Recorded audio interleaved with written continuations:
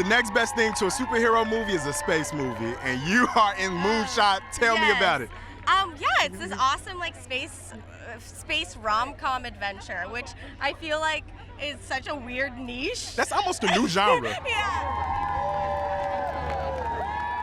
Well, tell me a little bit more about it. What was that experience like working on Moonshot, and how did it deviate from the traditional films that we see when it comes to sci-fi? You know, I feel like in the sci-fi space, especially when it comes to like space exploration, it's usually reserved for like Sandra Bullock and like Matt Damon and like the older, like a little bit of an older actor. And so it was really exciting to work with Cole and kind of explore space as like young kids.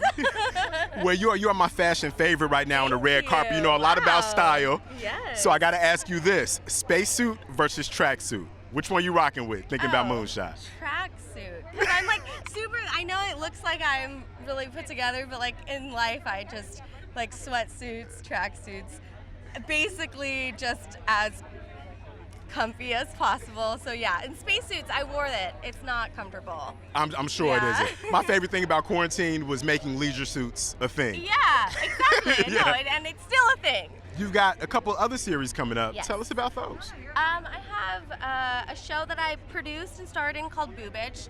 It's coming out very soon on Netflix, actually. It's this raunchy comedy with a paranormal twist, and it's a very inappropriate title.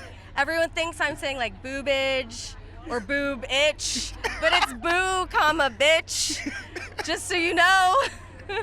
Did you notice I didn't say it? I had to let my guest say it. Yeah. I like my job. I want to stay here. Yeah. And then I did a live-action Looney Tunes movie that I just finished. So How was that experience? it was awesome. I was working with Cena and Forte, and they're both comedic geniuses, in my opinion. So it was very fun. You've already got a few golden popcorns on your shelf for To All the Boys. Yeah.